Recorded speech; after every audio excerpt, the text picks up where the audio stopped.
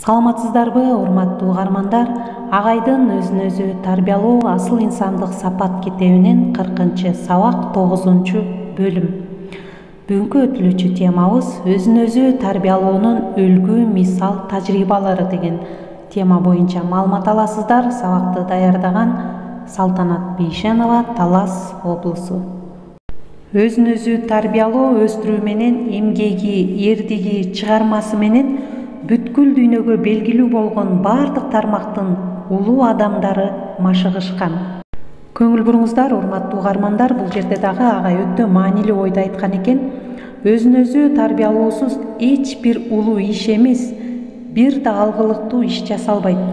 Адамдарга жакшылык, бакыт алып келген бардык ишти, эрдикти, ачылыштарды өз үстүнөн тынымсыз иштеген, өзүн өзү тарбиялап жана өстүргөн адамдар гана жасаган дейт.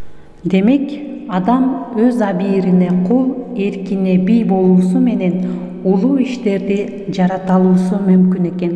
Тарыхка көз салсак, өткөн жана азыркы турмуштун бардыгында саясат, илим-билим, чыгармачылык, маданият, ишкердик жана башка бардык тармактарда өз үстүнөн иштеп, өзүн өзү туруктуулук менен өстүргөн адамдар ийгиликке жеткенине күбө болобуз. Мисалы, Аристотель, Платон, Конфуций, Ибн Сина, Жусуп Баласагын, Махмуд Кашкари, Чехов, Кутузов, Исхак Разаков жана башкалар. Булардын ар биринин өмүр жолун окуп үйрөнгөн адам өзүн өзү тарбиялап өстүрүүнүн көп кырдуу үлгүсүн алат. Мисалы, байыркы Грецияда падыша эл башчы болуу үчүн эң башкы талаптардын бири чечендик өнөрү болчу экен. Ошондо алгач эле Демосфен эл башчысы болууну каалайт. Бирок ага өзүндөгү табигый 3 тоскоолдук бар эле. Ал сүйлөгөндө тили сакоолонуп оң жакка тартып турчу экен. Сүйлөгөндө желкеси учуп ойноп турат эле. Үнү кыйгылданып чыгып, жакшы угулбайт эле. Бул кемчиликтери менен ал максатына жетүүсү үчүн абдан көп кыйын күндөрдү башынан өткөрөт. Ошол үчүн ал көп ойлонуп, өзүн өзү тарбиялап өстүрүүнү чечет.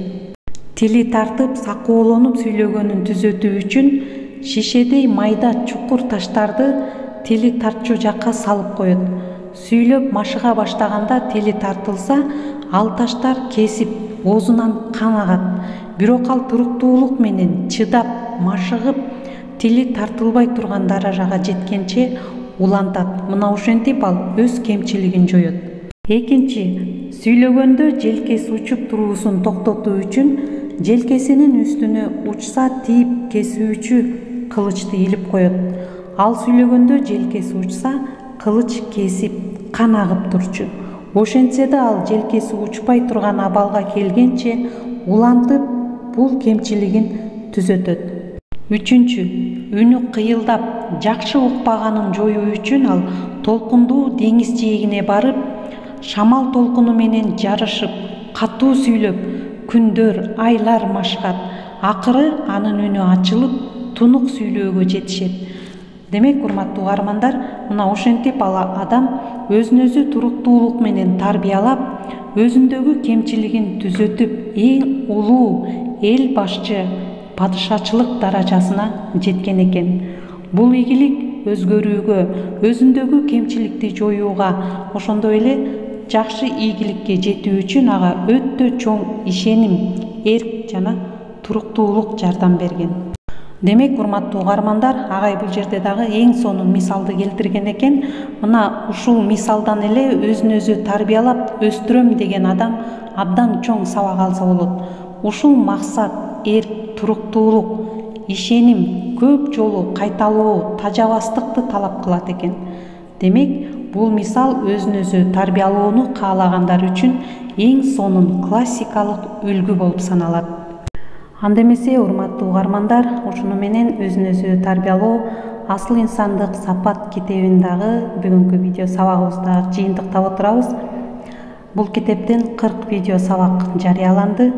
Сиздерге дагы сунуш катары айтарым, бул китепти дагы өзүңүздөр колго алып, баштан аяк жакшылап окуп чыксаңыздар, абдан таасирдүү, маанилүү, керектүү темалар менен тааныша аласыздар. көңүл бурганыңыздарга чоң рахмат. Саламатта болуңуздар.